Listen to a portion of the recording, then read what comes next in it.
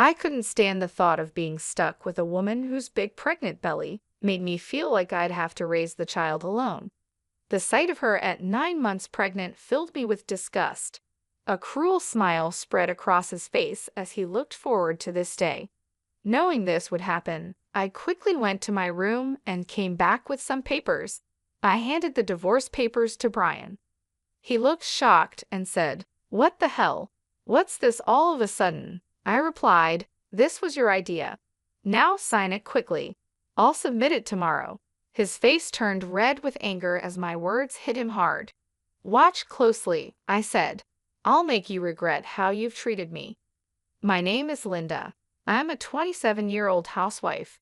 Until 3 years ago, I worked at a mobile company where I met Brian, my boss.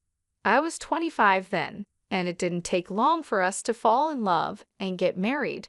Brian, who is 4 years older than me, was very dependable, especially when he taught me my job. As a newcomer who didn't know much, I was very grateful for his help. We became friends and often went out for dinner. When he asked me out, I was overjoyed because I had never dated anyone before. It's a bit embarrassing, but I was more interested in cartoon characters than real men. However, seeing my friends get married one by one, I felt pressured. When I fell in love with Brian, I secretly promised myself that he would be my first and last love. When I started dating Brian and we got married a year later, I was thrilled. Brian was handsome and popular with our female coworkers. I was proud to be his wife, and many congratulated us, saying things like, "Congratulations," or "I'm jealous but wish you happiness." I was overjoyed and couldn't imagine what lay ahead for us. The day after we registered our marriage, Brian dropped a bombshell. "You're married to me now, so you'll quit your job, right?" "I told them yesterday," he said. I was shocked because he had never mentioned this before. "But this is so sudden," I replied. "I had taken my job based on my father's recommendation, and leaving without notice wouldn't be right." I wanted to explain this, but Brian's eyes silently pressured me, warning me not to argue. "I should have told you, but it's done. Starting tomorrow, you don't need to go to work. I'll handle the handover," Brian declared. His words were firm, and I felt dizzy from the abrupt change. Since Brian had been my boss at work, I couldn't oppose him. I left my job without a proper farewell, determined to make our marriage work. Brian wanted me to focus on household chores, and I wanted to meet his expectations. I worked hard at home, preparing meals and focusing on Brian's favorites, even though he never commented on the taste. I longed for a word of appreciation, especially after quitting my job and losing the recognition I used to get. One day, I asked, "Is my jacket clean? I have an important meeting tomorrow." Brian replied, "Yes, of course," showing a domineering side with old-fashioned views. I reminded myself how fortunate I was to have married him and tried to meet his expectations. With no personal income, I relied on Brian completely. Our relationship often felt more like that of an employer and housemaid than husband and wife, but our life was generally smooth. However, one day I fell ill and couldn't get out of bed. Feeling lethargic, I thought I would catch up on housework the next day. Brian entered the bedroom angrily and asked, "What are you doing? Get up and make some food," and he kicked the blanket off me. "I'm sorry, I'm feeling unwell," I said. "Can you manage something for yourself today?" I hoped he would understand, but instead, Brian frowned and said, "You don't work, yet you're lying down just because you feel a bit sick? Pathetic." In disbelief, I got out of bed. It was unimaginable that he would demand housework from his sick wife. I had never thought he would be like this before we married. Maybe it was my fault for not seeing it, but it was too much. I found myself doing chores with tears streaming down my face. Several days passed, and my health didn't improve. Then I realized I had missed my period. Panicking, I rushed to the drugstore and bought a pregnancy test. It was positive. Overjoyed, I cried tears of happiness and decided to share the news with Brian when he got home. The day he returned home after midnight was the day I chose to tell him. However, when he entered, The smell of alcohol made me nauseous. His face was flushed, and he staggered as he walked. It was surprising how much he had drunk, especially without telling me. Even though I had prepared dinner, I wanted to share the pregnancy news quickly.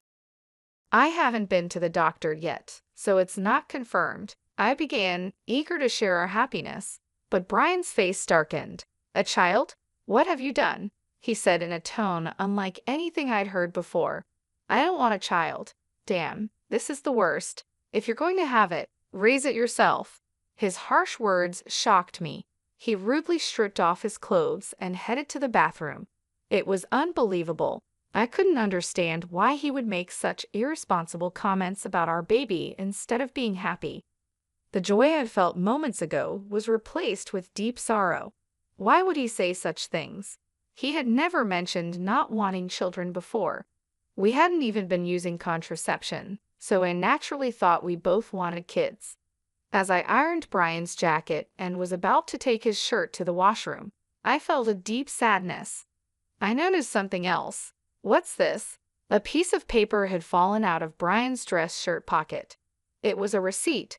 At first, I thought it was from his gathering tonight and almost threw it away. But then I saw the name of the place. Is this a motel? My hand trembled as I realized it was indeed a motel receipt. The shock of this discovery hit me hard. Why would Brian do this? Isn't marriage supposed to be between two people who love each other? We've only been married for just over a year. How could this happen? I had been lost in imaginary romances for years, never really being in a real relationship. I couldn't immediately accept this harsh reality. However, the idea of Brian cheating began to make sense. Had he been using me from the start of our marriage? Was he genuinely in love with someone else while I was just a convenient servant? These doubts swirled in my mind. Was that why he reacted so harshly when he learned of my pregnancy? As I grappled with these thoughts, I felt sick and convinced that something was wrong. Maybe the reason he made me leave my job was that his mistress worked there. Everything started to make sense, as if he married me for stability and not love. The line between reality and my imagination blurred, but there was no denying the heartless words he had thrown at me after learning about my pregnancy. That day, I decided to gather evidence of Brian's infidelity. From then on, his cold behavior towards me was undeniable. It was as if he couldn't forgive me for becoming pregnant. Despite knowing that I was suffering from morning sickness, he would deliberately eat smelly foods near me and nitpick my housework, forcing me to redo tasks. My pregnant body had to endure a lot, and my heart was heavy. Despite this, I continued to investigate his affair. Brian never parted with his cell phone, even taking it to the bathroom, making it impossible for me to sneak a peek.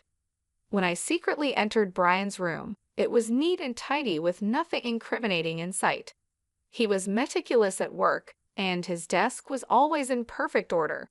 I realized it would be challenging to catch him off guard directly. I frequently checked Brian's pockets for possible evidence, like receipts, but my investigation was proving difficult. The thought of hiring a detective crossed my mind, but I didn't have the money for it. I was deep in thought about my situation when I got an unexpected phone call from my father.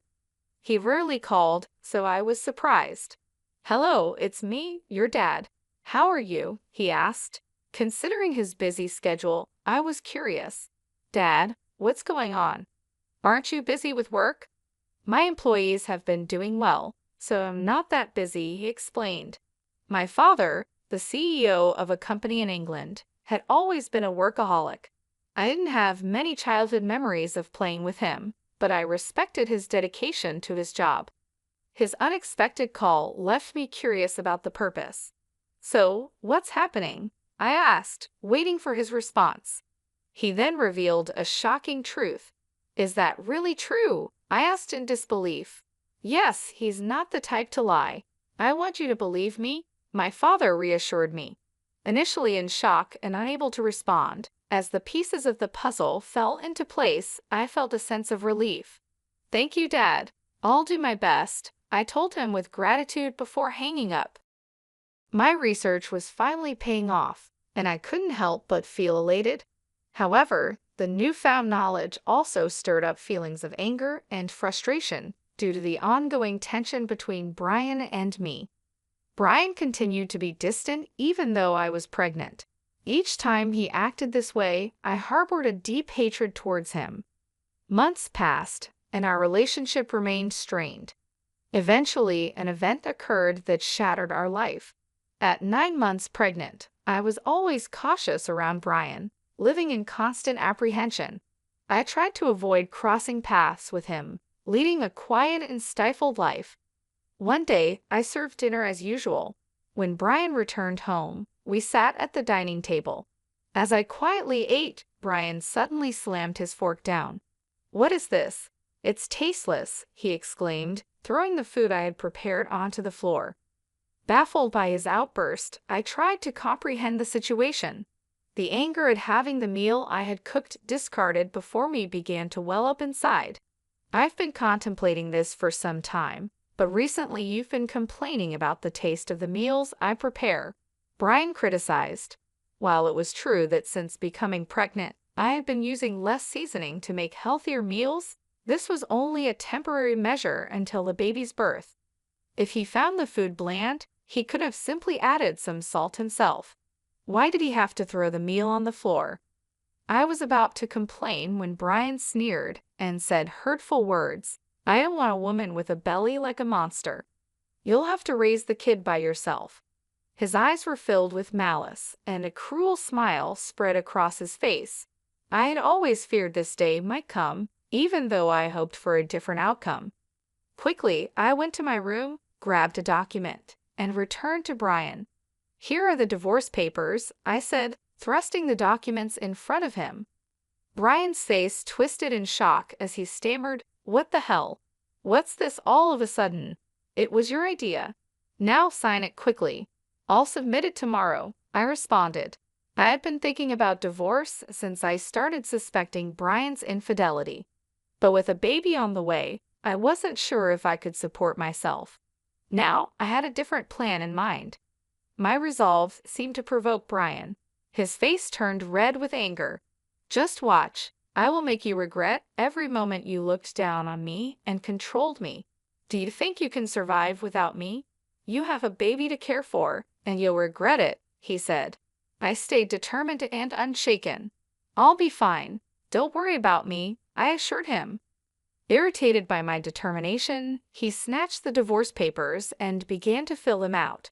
"Here you go. If this is what you wanted, it's yours," he said. "Thank you," I responded. Brian probably didn't think I would actually submit the divorce papers, but the next day, I promptly did and left the house. I knew he would be surprised when he returned from work to find out. I moved to my parents' home because my father had returned to the United States from England and suggested I stay with them. It was the right decision at the time as I was fed up with my life with Brian. I was deeply thankful to my father. I received 5 calls from Brian on the day I left, but I ignored all of them. Eventually, he stopped calling. It became clear that I meant very little to Brian. He was probably content with his mistress and might even remarry soon. I decided to move on from Brian.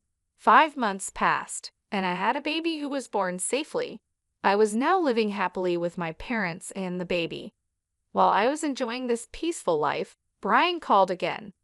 I ignored his calls at first, but after several persistent attempts, I finally answered. "Hello, what do you want now?" I asked, tired of his tone. "Hey, what's going on? Why were you on that show, and since when were you the daughter of a CEO with millions of dollars?" Brian's voice was full of surprise and anger. Brian had seen a TV show that aired after I returned to my family home. I had received a request from a TV station because of my father's role as the CEO of a global tech company. The show featured our family's lavish lifestyle. During the interview, they mentioned our family's wealth, estimating it to be around $20 million. I never thought Brian would see that show, but TV has a way of reaching people. "Oh, by the way, I didn't tell you that I have assets worth $38 million from an inheritance," That's why I was able to divorce you, I said. My father had informed me about the inheritance, which gave me the confidence to live comfortably even after divorcing Brian. Brian was furious. What? That sturdy? Why didn't you tell me about this before? Half of it is mine, right? Give me the money now. I calmly responded, just as I thought. After seeing the show, all you care about is getting money from me. Gifts from parents are not included in the property split. And are you forgetting your own wrongdoings? Brian was puzzled and asked, What are you talking about? I'm tired of your anger, Brian. You called me yourself. You can't blame me for what you did. You cheated, didn't you? With your new wife, who is a junior from your company. You started dating her even before our marriage. Brian was clearly shocked by the information I had. I finally had the upper hand. Did you think I wouldn't find out? My father has many contacts in your company, and one of them told me about your affair. I've never mentioned it, but I'll be demanding child support, I declared. Brian, still in denial, protested, Stop kidding. Why should I? I pay child support because of you? You got pregnant on your own and slacked off with household chores. It's all your fault. Brian blamed me without apologizing for his own mistakes. I couldn't believe I was ever married to someone so lacking in common sense. Leaving him was definitely the right decision. Brian, I'm broke. My wife spent all the money I earned, and now I'm drowned in debt, he said pitifully. His plea fell on deaf ears. I went from anger to sheer disbelief. I never wanted to deal with such an unreasonable person again. What are you talking about? Do you even realize how ridiculous you sound? I never want to deal with you again. I'll have my lawyer handle the matter of child support. Never call me again, and you will not see the child anymore. Goodbye. I quickly hung up the phone and blocked his number. I took a deep breath, feeling relieved. It's over now, right?